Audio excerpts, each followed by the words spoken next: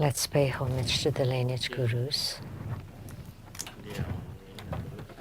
Homage to the Venerable Monk Liao Ming.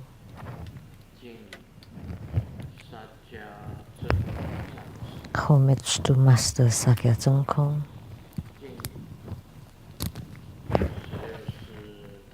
Homage to His Holiness the 16th Karmapa.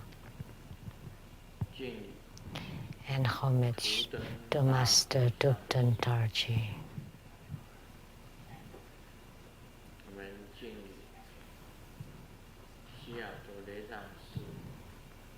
We pay homage to the three jewels of the altar of the Seattle Lizang Temple. Homage to the main deity of the group practice today, Jambala, the yellow Jambala.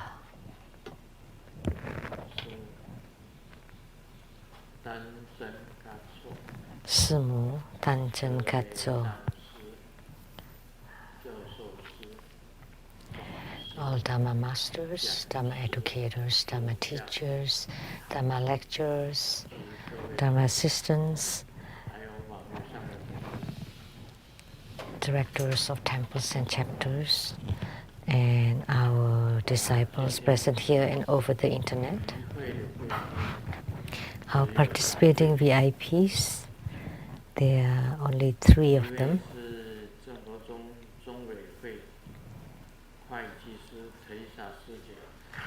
Accountant to Tribhuda Foundation, Dharma Sister Teresa.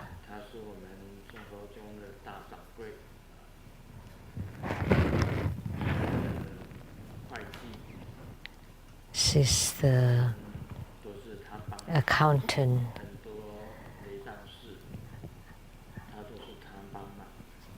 of our Tribhuda school, and she's been helping a lot of temples of Tribhuda school. And Dr. Ryan Zhuang,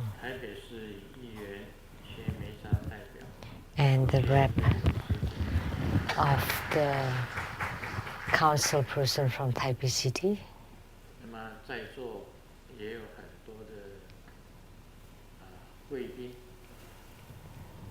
And we also have many distinguished guests here tonight.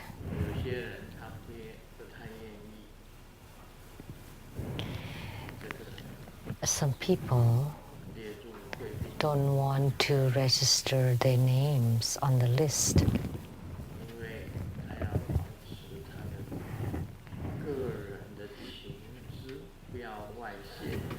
because they want to protect their privacy.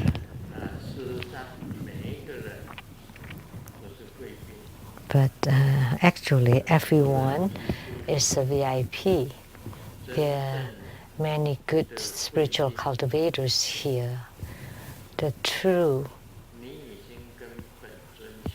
VIP is the one who is in true spiritual union with your yidam, that you can stop your thoughts in meditation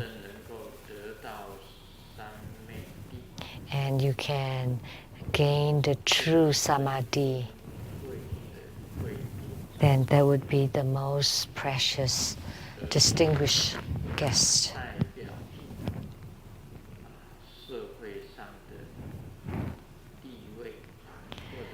So, but not those representing status, power, or money. But the truly honored and distinguished guest is one with the real spiritual union, the one that can stop his or her thoughts, the one that can enter into samadhi. Very simple.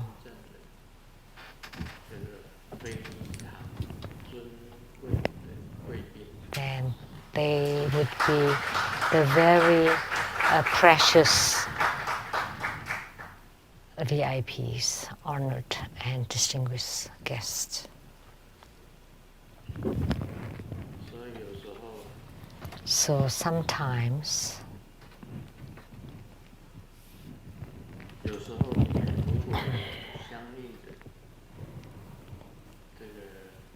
If you have been in spiritual union, then you can put your name down on the VIP list that you are in spiritual union with the Yidam, and you are able to confirm and prove the light, and you can see Yidam.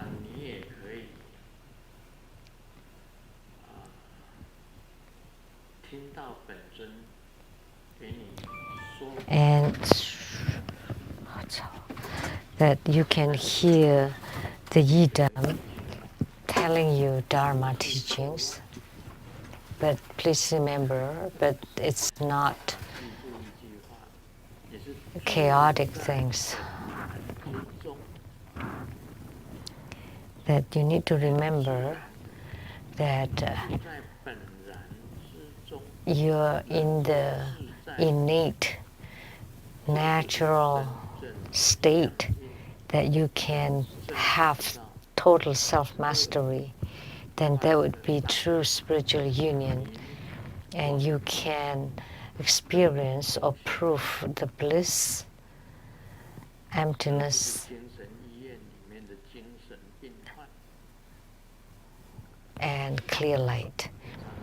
But not like the madman in the psychiatric hospital. Like the joke that I often say, if you eat too much sugar, then you would get diabetic. And if you talk to the spirits or gods too much, then you would become a madman. And in the psychiatric hospital, they're all VIPs. Why? Because they think they are great. They're either Ma-zu or Guan Yin, or they call themselves the Pope or God. So in the mental hospital, they all think they're greater than the rest. There was this joke about mental hospital. The psychiatrist asked the patient, "Who are you?" And the patient answered, "I am the Pope." And the doctor asked, "So who sanctified you to be the Pope?" And he answered, "God." And there was another patient walking by. And then he said, "When did I do that?" So every one of them thinks that they're the greatest. And I've told another joke about a past president of Taiwan called Mr. Jiang Zhongzhen. There was a patient in the mental hospital. He was locked up in the room, and he said that he was this Mr. Jiang. And then there was another patient that also answered that he was also Mr. Jiang. And two Mr. Jiang, and they were locked up together in the room. And after some time, that room became very quiet. And that is strange. How come two Mr. Chiangs get along so well? So the doctor thought the patients have recovered, and they were invited out and asked, "Who are you now?" "I am Mr. Jiang." Okay, that's what he said before too. "And how about you?" And he replied, "I am not Mr. Jiang now." "So who are you then?" "I am Mrs. Jiang." That's why that room became very quiet.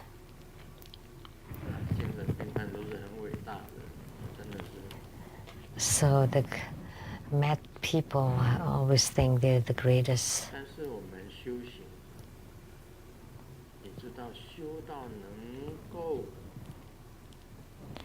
But in our spiritual cultivation, if you have attainments, then they're very stable. They're very natural.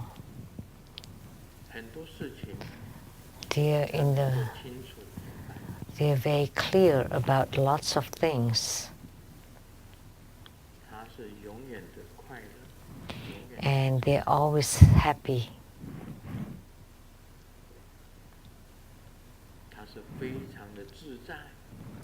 And they have great self-mastery and have no afflictions, no worries.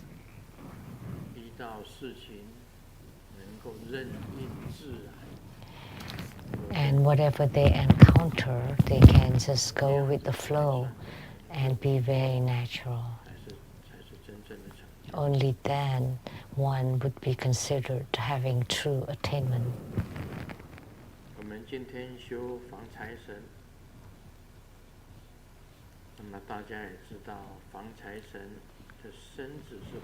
Tonight we practice yellow Jambala, and as we all know, his body is yellow and his sitting position is half lotus, and on his crown there was a gold made a crown embellished with jewels. His face is round and he looks opulent and grandiose. And his body is wearing a necklace or chain of diamonds. And the right hand is holding a citrus-like fruit, and the left hand is holding a treasure mouse.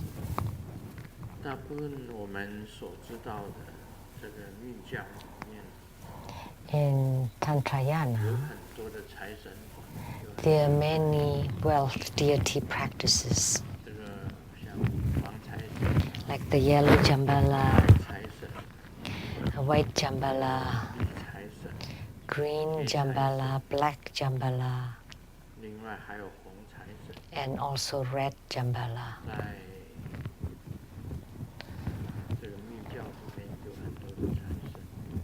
There are many wealth deities in Tantrayana. And there are also the dragon kings. They are the richest wealth deity in the ocean. And the wealth deity in the human world. The mountain gods, the earth god, the Prithvi Deva, they're all wealth deities. And also the Earth Mother Goddess is also a wealth deity. And in the heavenly realm are the 4 heavenly kings. They are considered to be the wealth deities. Vaishravana, Virupaksa, Drashtarashtra, Viruddhaka. They're all wealth deities. And then a greater wealth deity, that would be Manohara Vasudhara. That's in Tantrayana. There are many wealth deities. Why? In Tantrayana, we have these wealth practices because we want to hook people first through fulfilling their needs and then guide them onto the Buddhist path. Because Buddhism on earth starts with suffering, because of suffering, starts because of suffering. Even when you have money, it does not necessarily eliminate suffering. But in this world, money can solve a lot of sufferings. We have insurance now, so when you get sick, you go to the hospital, you need money.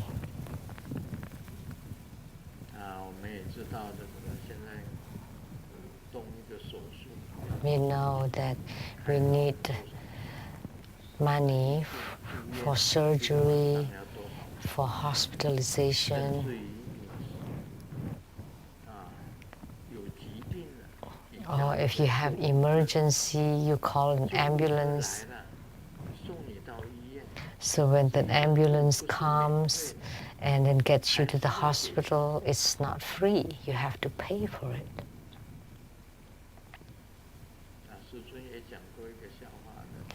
And Grandmaster has told this joke, and you have heard it before. 99% of things, of problems can be resolved with money, and the remaining 1% needs to be resolved with even more money.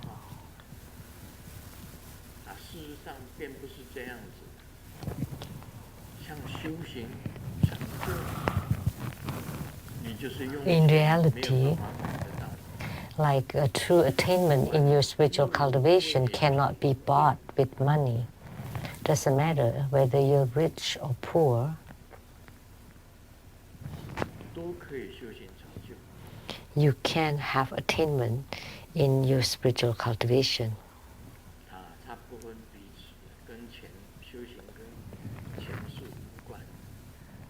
Typically, spiritual cultivation is not related to money. But why does one have to practice well deity practices? Because it is part of the path for accumulation. Most people can still cultivate spiritually without money. But if you want to build a temple so that more people can listen to the Dharma, then you need money. Or to make offering to your own guru.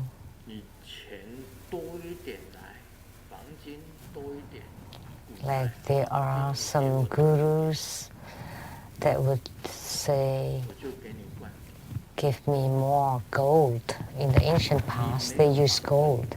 Then I would give you empowerment. But if you don't have any gold, if you don't have any offerings, Grandmaster will still give you an empowerment.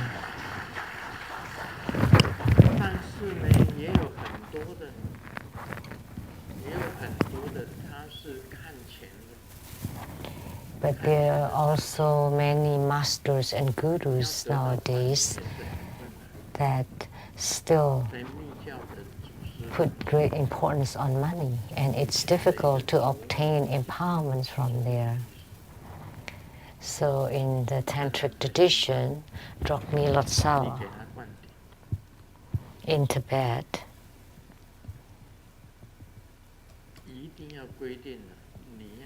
in order to receive empowerment, there's the requirement that you have to give a certain number of cows or sheep. And he was asked, why? You already have so much. Why do you still want money, want more? And he replied, that is to show how important the Dharma is.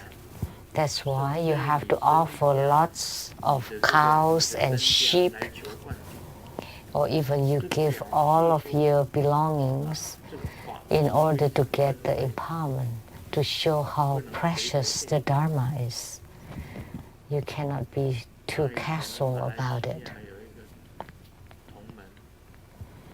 There was a disciple in Malaysia who sent $100 to Grandmaster and asked for 100 empowerments. 100 remote empowerments. So $1 for one empowerment.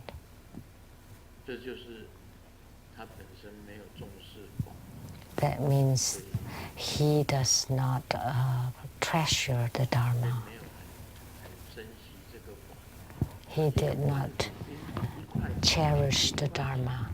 $1 for one empowerment. And the Venerable Lianzi often changed the $1 bills to people. Because Grandmaster often gives blessings on the heads after meals. Whichever deity comes, then I would give blessings. But all the $1 bills are changed completely because they all just give $1 bill. Because after meals, Grandmaster would give blessings, and then you cannot receive anything for free, so people offer red envelopes, and because it's hidden inside the envelope, people cannot see it, so people just usually give $1 bills. Of course, Grandmaster never set a price how much the blessing is, but Grandmaster's precept is that he definitely never asks for any money from anyone. This precept was told to me by the Venerable monk Liao Ming, that never get into the hassle of money. So never say anything about money so that you don't get into entanglement with money. So just accept whatever being offered to you. Never set a price or ask for money from anybody. That's why up until today I was never involved in any dispute or entanglement with money.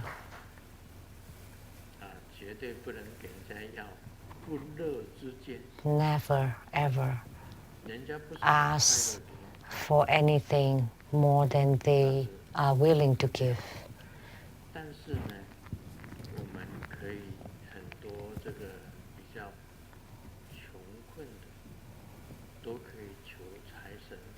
So people who lack money can ask for the empowerment for World Deity practices.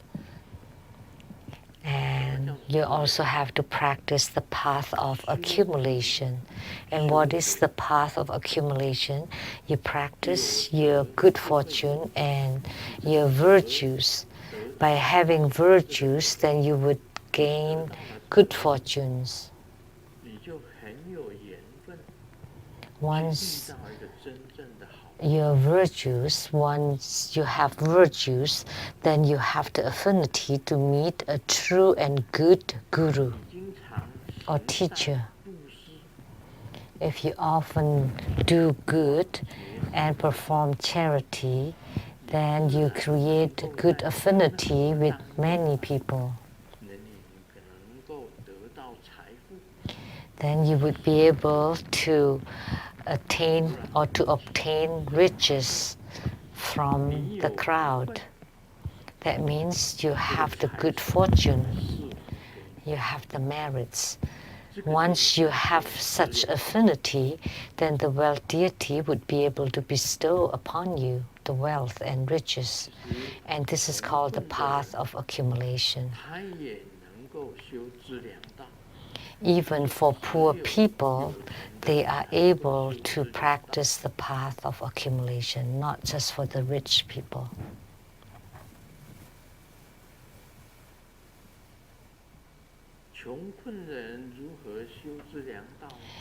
How do people in poverty practice the path of accumulation? Actually, even if you just say a kind word, that's the practice on the path of accumulation. That you're kind and loving to people, that you respect people, that's the practice on the path of accumulation. So when you say a lot of nice words, that's the practice. You don't need any money for it. So the path of accumulation doesn't mean that you have to give money away. Even just a smile, that's the path of accumulation.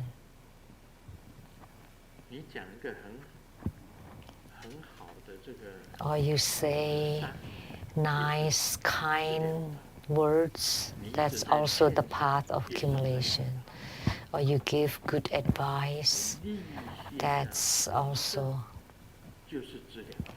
Or if you're pure and innocent, that's also path of accumulation.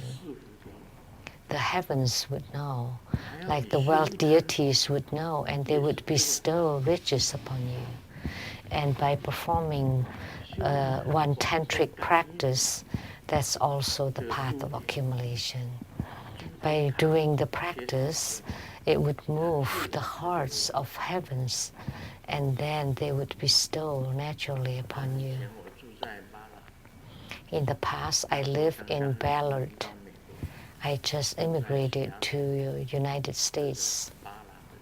So I live in Ballard, Seattle.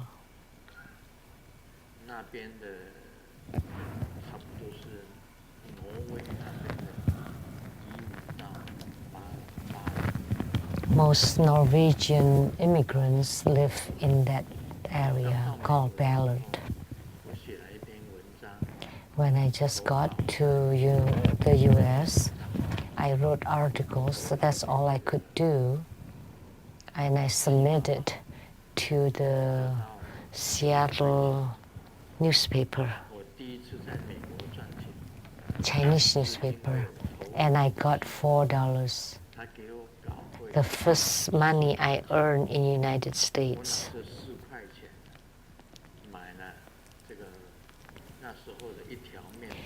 And with this $4, I bought bread and several eggs, and Simu made an egg sandwich. So Simu and I and Foqing and Foqi went to the gas park for a picnic, and we ate the $4. And we spent the $4 US. We did not have any money then. As you all know, no money is no honey. It was Seattle Chinese Post. You know what we bought at those times?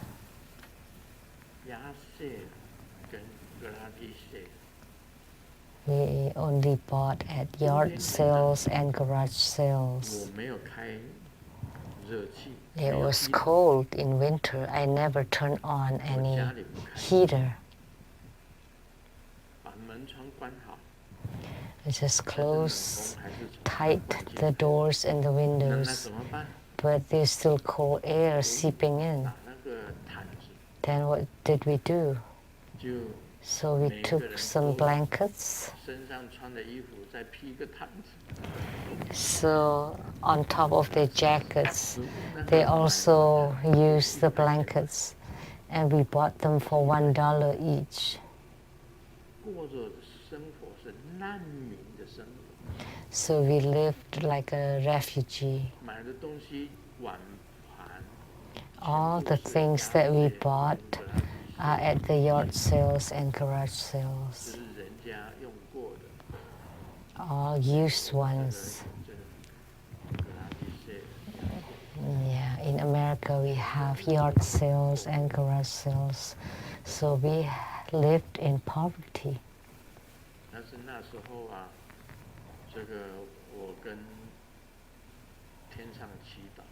And at that time, I prayed to heaven, and I saw Maitreya Bodhisattva flying in the sky. I thought, that's the end of us in America. We could not get sick. For Qi got sick first. There was blood in his urine. So we took him to the children's hospital.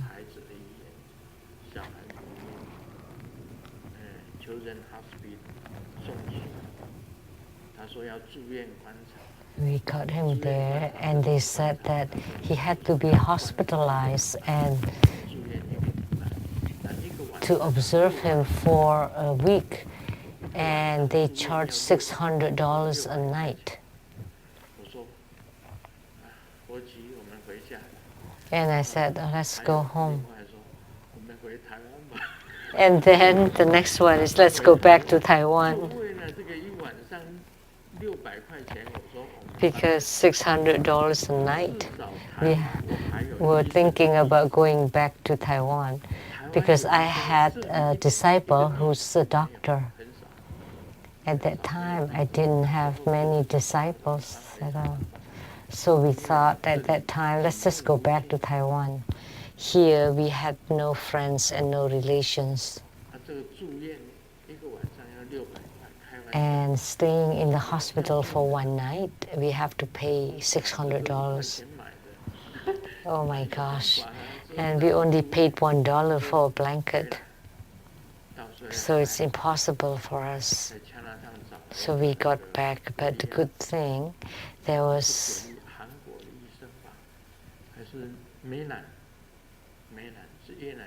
a Vietnam doctor. And when the doctor realized blood in urine, that's very easy, because the cold virus, the flu virus, got into the kidneys, and the kidneys were inflamed. That's why there was blood in the urine. So he prescribed some anti-infection, anti-inflammatory, and then he took the medicine, and truly he recovered. And it was only $20. And surely he recovered. So that was also a miracle. So I saw Maitreya Bodhisattva flying, and I told him I didn't have any money. So I prayed to them, to the World Deities, to please bestow upon Grandmaster. And Maitreya Bodhisattva was carrying the cloth bag. It turned out that Maitreya was also a wealth deity, and inside his bag there were all kinds of precious jewels. And when he opened the bag, there were cars, houses, dragon robes, pearls, golds, all the precious gems, US dollars, franken bills, dollar bills, $100 bills, all falling from the sky. And we got rich. But after I had that vision, I looked upon myself, and we didn't have anything. It came slowly, gradually. Every day I practiced, and I was in retreat at that spiritual attic for 3 years. No money. So all I could do was to write an article, and then I sent it back to the Taiwan Post. And the chief editor was Xi Bingye. So I sent him my articles, and then they posted. And for an article, they give 300 NT dollars. But because I practiced diligently and seriously, the wealth and riches started to come. Then disciples who had been in spiritual consultation in Taiwan, but they were from United States, and they all started to come. Like Wendy, the director of the Vajra Diamond Temple of New York City, also came. So the people from United States who went to Taiwan for spiritual consultation, they had dreams that I had immigrated to United States, to Seattle. All of them. The wife of a doctor in Chicago, the one in Houston, the ones in New York, and the ones in Vancouver, like Master Lien Kao. And they all started to come, and gradually the steps start. There were no chapters whatsoever at that time. So how many temples do we have now? Think about it. How many? 57. And how many chapters and centers? Over 400.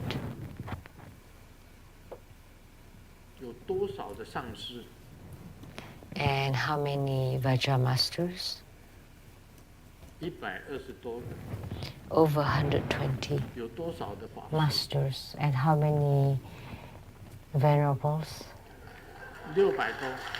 Over 600.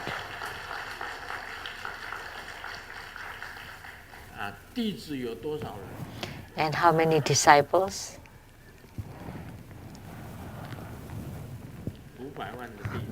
5 million disciples worldwide. That's how it started. Because in your Dharma practice, in your retreat, by bearing the responsibility of spreading Buddha Dharma, naturally the heavens will bestow wealth upon you. So the provisions, the resources naturally come upon you, and you're protected by all the world deities and the protectors. I haven't worn my rings for a long time, but tonight, because we are practicing this world deity, that's why I wear my rings. And they were all offered by my disciples, and they carved my name on it, and also this ring.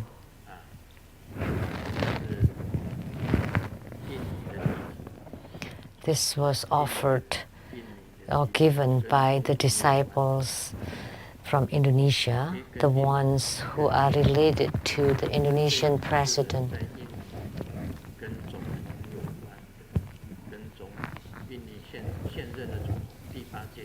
So the current president of Indonesia, related to the president of Indonesia. And this ring was offered by the disciple from, and also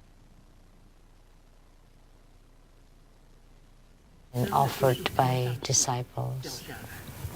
It's like they were falling from the sky. Truly. Falling from the sky. And bestowed by heavens. It's not that I ask, like, I want your ring. Never. It's given to me naturally. Like the rupelite were also offered by someone at their own will. That's very expensive. They were all given to me by people because once you have the merits, fortune, and the virtues, then you have the resources due to your merits and virtues. So when everyone practices the world deity practice, then you would increase your own merits and virtues. And if you do good and you help other people, then you are accumulating your own resources. Then you would be able to meet a very good, excellent guru to teach you. So today, because of the World Deity practice, I talk about this. I talk about my past. When we just moved here, we were really poor. And our house too was very old and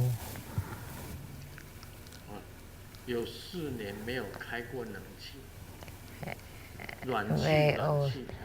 We never turned on the heater for 4 years. In the past, there were no hot summers, only this recent years.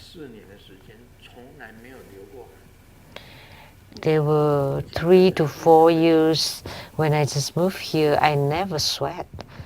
The weather was very nice and cool.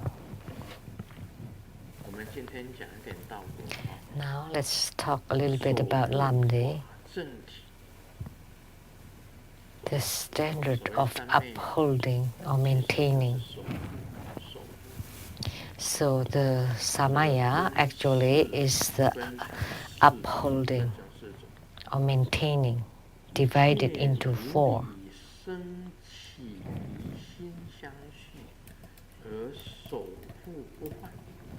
Maintaining the mind continuum that is arisen as expected. Practice the samaya of the basic position at the intrinsic position and practice to arise to the mind continuum. What is the samaya of the basic position, of the root? We often talk about these roots. Your root guru, your root yidam, your root protector. And in Tantrayana, there are also the 3 roots. The one endowed with compassion is Avalokitesvara Bodhisattva. That's the root of compassion. Endowed with wisdom is Manjushri Bodhisattva. He is the root for wisdom. And the one endowed with Dharma power is Vajrapani Bodhisattva. And he is the root of Dharma power. So there are the 3 roots in Tantrayana. Avalokitesvara Bodhisattva symbolizing compassion. Manjushri Bodhisattva symbolizing wisdom. Vajrapani Bodhisattva representing Dharma power. These are the 3 roots. In the beginning, in Tantrayana, there are 3 roots. One is the root guru, and your own root yidam, and your root protector.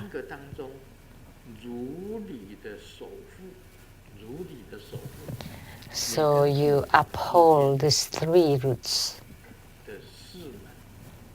The vow between you and your protector, you have to uphold it. And you need to uphold the relationship between you and your root guru.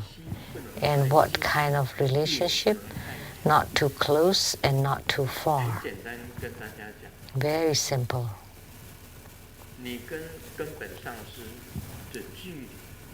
If your distance to your root guru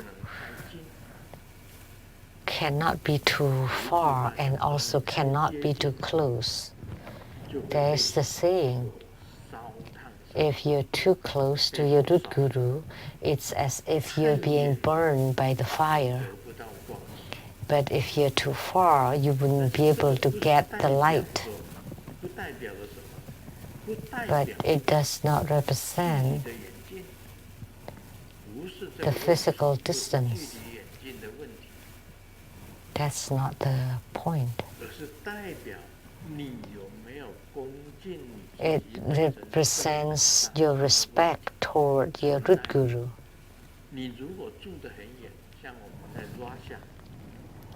If you live far away, like say in Russia, we also have disciples. We also have disciples in Mongolia, in the outer Mongolia, at faraway places in Europe, in Africa, in Ivory Coast, in South Africa. We have disciples everywhere. Ivory Coast, South Africa, Ethiopia.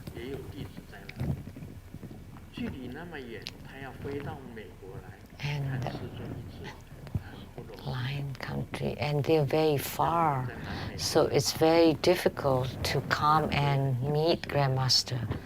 Like people who live in Brazil, they have to fly for a long time before they get to Seattle.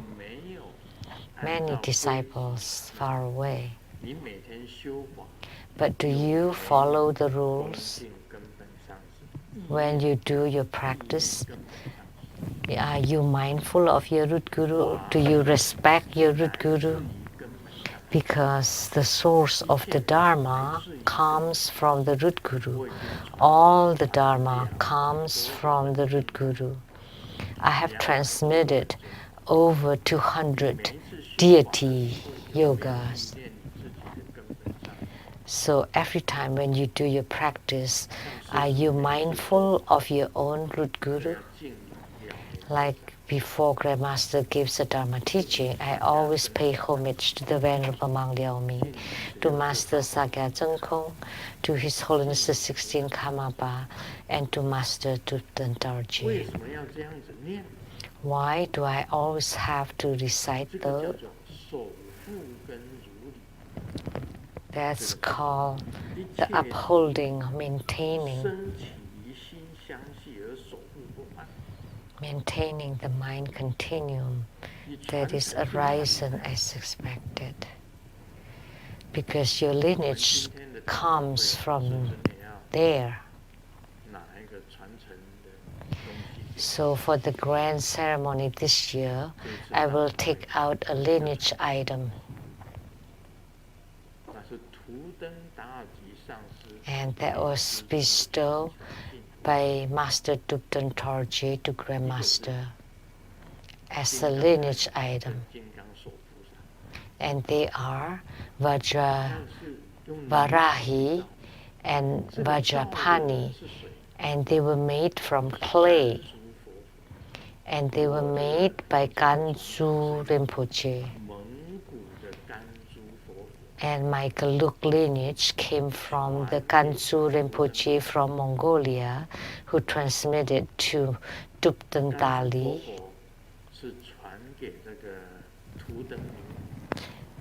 The Ganzu Rinpoche transmitted to Thupten Nema, and from Thupten Nema transmitted to Thupten Dali, and Thupten Dali transmitted to Thupten Dorje, and Thupten Dorje transmitted to me, which is Thupten Jimo.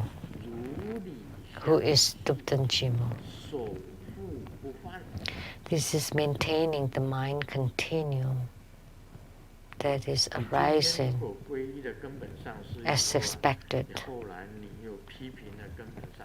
Say if you take refuge in a lineage root guru and then you slander the root guru at a place behind my back, you will talk.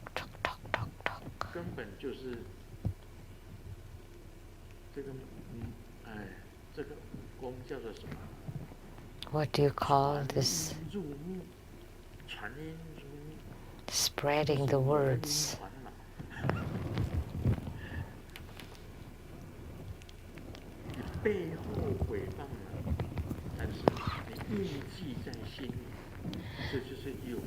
Libel and slander behind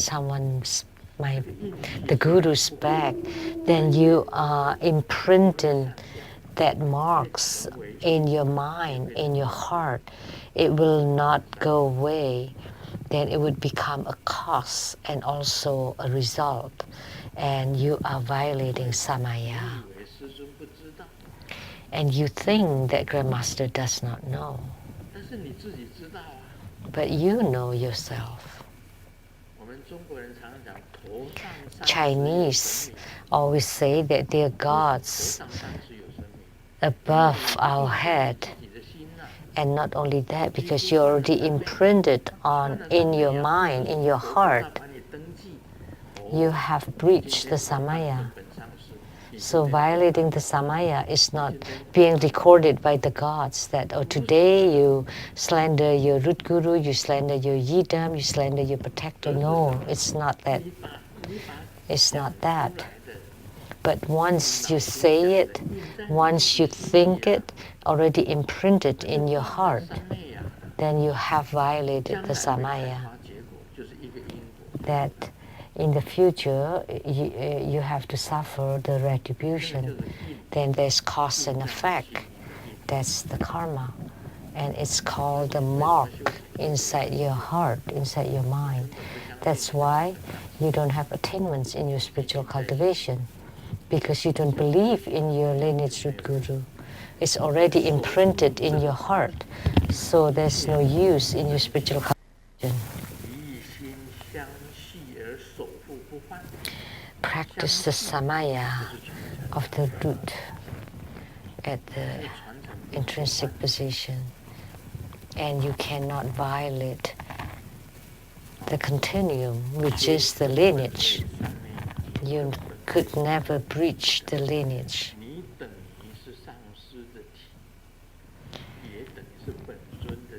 So you're the same as the body of the guru, the body of yidam, the body of protector.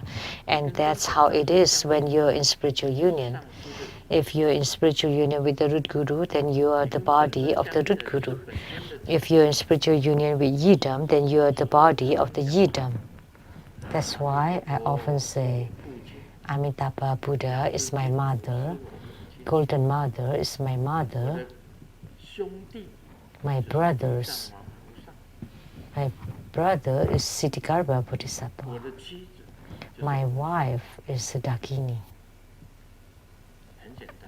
Very simple. So we're all together, and that's how spiritual union is. And this is samaya.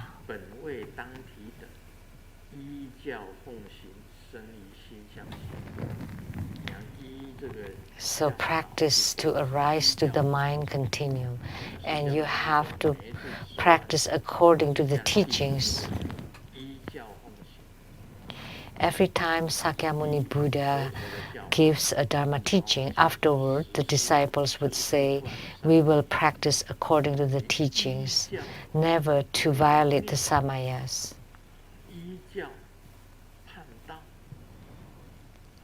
But if you fabricate the teachings, or if you rebel against the teachings or slander the teachings, then you violated the samaya. So that's why I often say that the ghost witch has violated the samaya. Of course, she did not follow Grandmaster's teachings. The Grandmaster never taught her to raise those 5 ghosts. So why did she do that? She violated the samaya, right?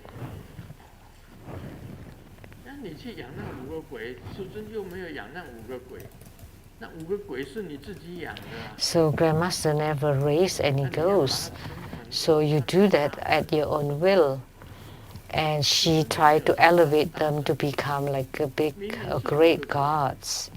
But Grandmaster never said any of those. You know, they are ghosts, but you try to make them into gods, and that's wrong. So she violated samaya, and she didn't even know it. And she called herself a tantrika. We should have caught her, take her pants off, and beat her behind. But we can't do that because she's a woman. But actually, she has violated Samaya and violated precepts, and severely, many of them.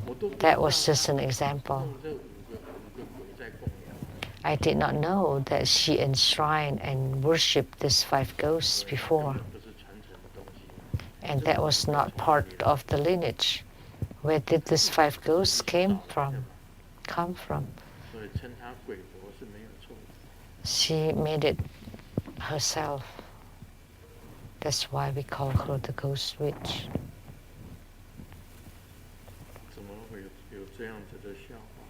How come such a joke exists? A very beautiful, hot lady was driving a sports car and stopped by a policeman, and the policeman asked, "Why did you drive so fast?" And she replied, "Because I'm so bored." That's why she drove very fast. And the policeman, and the lady asked, "Are you writing me a ticket?"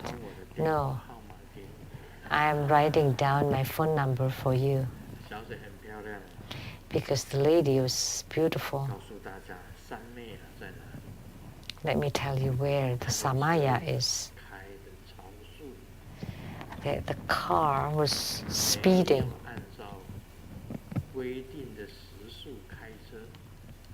Not following the speed limit, so she's violating the Samaya. Very simple. That's what Samaya is.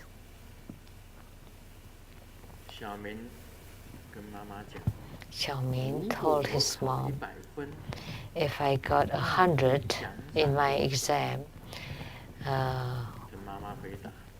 what price will you give me?" And the mom said, $100 US. And then Xiaoming said, "That's good, let's give me 550 first." "Why do I have to give you $50? "Because I got 50. My score is 50. So this does not comply with the Samaya. Xiaoming is just street smart.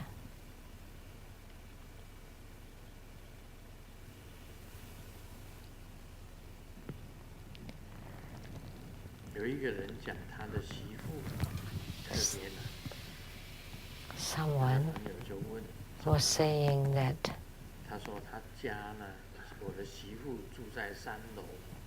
my daughter-in-law lives on the 3rd floor, and every time she buys something, she always places a note saying that I'm a pregnant woman, so please send it to the 3rd floor. And there was a delivery man that could not stand it anymore and shouted at the bottom, "It's been 3 years. I've been enduring it for 3 years. Are you pregnant with Lao Tzu?" Because the legend of Lao Tzu said that Lao Tzu was in the womb for 70 or 80 years. So that's why when he was born, he was very old already. That was the legend in China about Lao Tzu. So that's violating Samaya.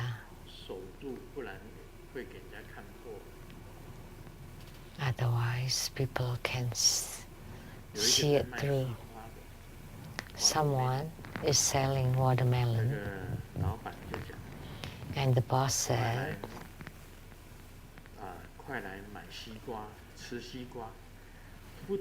"Come, buy watermelon. eat my watermelon. If it's not sweet, it's free.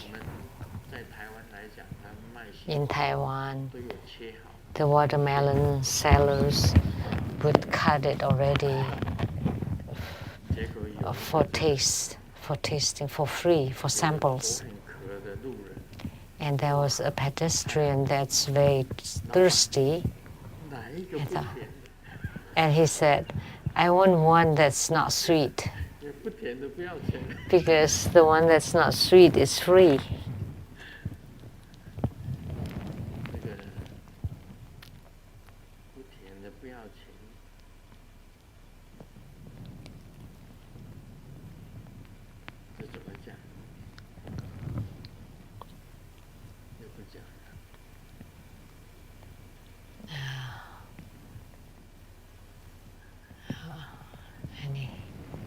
Anything else?